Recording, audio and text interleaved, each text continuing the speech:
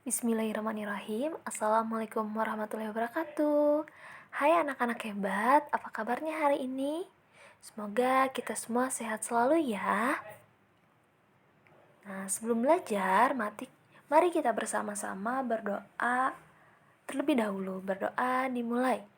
Bismillahirrahmanirrahim.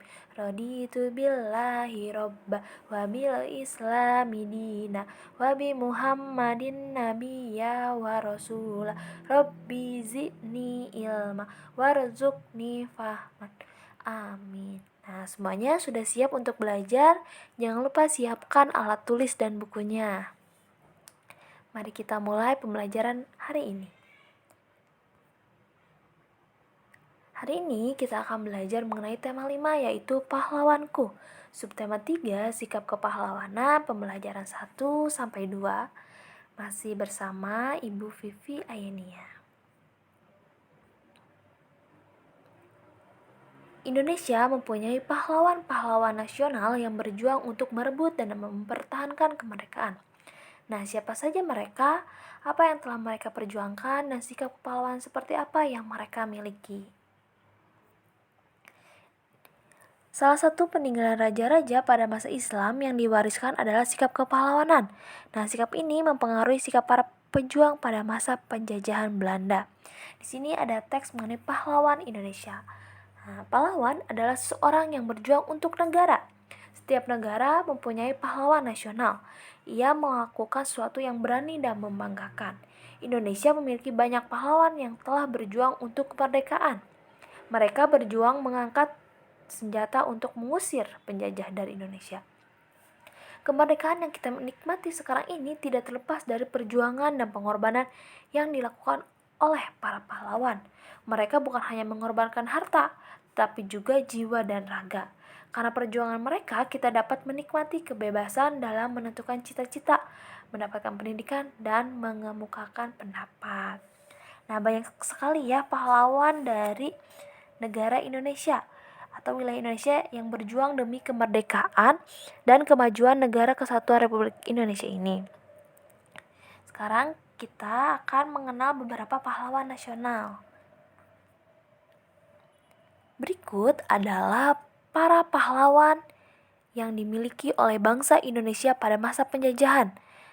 Nah, di sini sikap kepahlawanan mereka tidak jauh berbeda dari sikap kepahlawanan yang dimiliki raja-raja pada masa Islam yang memerangi penjajah. Di sini ada Cut Nyadin dari Aceh, Pangeran Antasari dari Banjarmasin, Kalimantan Selatan, ada Kapiten Patimura dari Maluku, Sisi Manga Raja dari Sumatera Utara, Dewi Sartika dari Jawa Barat, Pangeran Diponegoro dari Yogyakarta, dan Sila Papare dari Papua. Nah, ini hanya sebagian kecil pahlawan nasional yang kalian harus ketahui, yaitu pahlawan yang dimiliki bangsa Indonesia.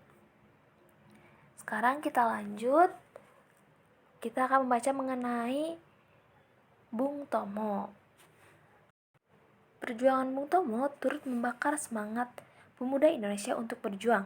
Karena itulah beliau pantas dijuluki pahlawan nasional. Untuk mengenang jasa Bung Tomo, ada beberapa barang milik Bung Tomo yang disimpan di Tugu Pahlawan Surabaya. Salah satunya yaitu peninggalan Bung Tomo adalah mobil. Mobil Bung Tomo berjenis Opel Kapitan. Mobil ini berwarna hitam dan menjadi koleksi Museum Tugu Pahlawan di Surabaya. Salah satu hal yang membedakan mobil Bung Tomo dengan mobil sekarang adalah posisi kaca spion. Nah, mobil Bung Tomo ini hanya memiliki satu kaca spion yang berada di dalam mobil. Nah, salah satu bagian mobil yang terpenting adalah kaca spion. Kaca ini bisa menghasilkan bayangan yang lebih kecil dari ukuran benda sebenarnya. Tahukah kamu bagaimana sifat cermin? Selain itu, bagian penting dari mobil adalah lampu juga. Nah, pada lampu terdapat permukaan cekung yang menyerupai cermin cekung. Cermin cekung ini berfungsi untuk memfokuskan cahaya sampai jarak jauh. Nah, sekarang kita akan melakukan percobaan mengenai cermin. Siapkan peralatannya, yaitu yang pertama, cermin cembung, cermin cekung, dan cermin datar. Nah, untuk cermin cembung, bisa kalian gunakan bagian cembung sendok atau spion, sedangkan untuk cermin cekung bagian cekungan sendok dan cermin datar. Nah, ini adalah hasil dari percobaan yang telah dilakukan, yaitu cermin datar. Nah, cermin datar itu bayangan yang dihasilkannya, bayangannya terjadi sama besar dengan benda, bayangan yang terjadi sama tegak, jarak benda sama dengan jarak bayangan, bayangan cermin tertukar sisinya, artinya bagian kanan benda menjadi bagian kiri. Bayangan cermin merupakan bayangan semu, artinya bayangan tidak dapat ditangkap oleh layar. Nah, sedangkan cermin cembung, bayangan yang dihasilkannya yaitu sifat bayangan pada cermin cembung selalu maya, tegak, dan diperkecil. Untuk cermin cekung, jika benda berada di ruangan 1, maka bayangan berada di ruangan 4. Sifat bayangannya adalah maya, tegak, dan diperbesar. Jika benda berada di ruangan 2, maka bayangan berada di ruangan 3. Sifat bayangannya adalah nyata, berbalik, dan diperbesar. Jika benda berada di ruangan 3, maka bayangan berada di ruangan 2. Sifat bayangannya adalah nyata, terbalik, dan diperkecil. Itu merupakan perbedaan dari ketiga percobaan cermin datar, cermin cembung, dan cermin cekung. Kamu telah belajar tentang pahlawan, sikap-sikap kepahlawanan. Sikap-sikap tersebut telah mengaplikasikan nilai-nilai Pancasila. Nah, ayo kita pelajari lebih mendalam lagi. Nah, setelah kamu mempelajari sikap kepahlawanan, tentunya kamu merasa bangga terhadap mereka. Sekarang tuliskanlah sikap-sikap kepahlawanan yang sudah kalian pelajari. Nah, di sini ada pahlawan Diponegoro dan Kapiten Patimura. Nah, ada beberapa yang telah kita pelajari, yaitu sikap berani, cinta tanah air, berjiwa besar, menjaga persatuan dan kesatuan, membela kebenaran dan keadilan, serta rela berkorban. Nah, itu semua yaitu sikap-sikap pahlawan yang bisa kita contoh, yang patut kita contoh. Selanjutnya, nah, apakah nilai-nilai tersebut mencerminkan sila Pancasila, dan jelaskan jawabannya. Oke.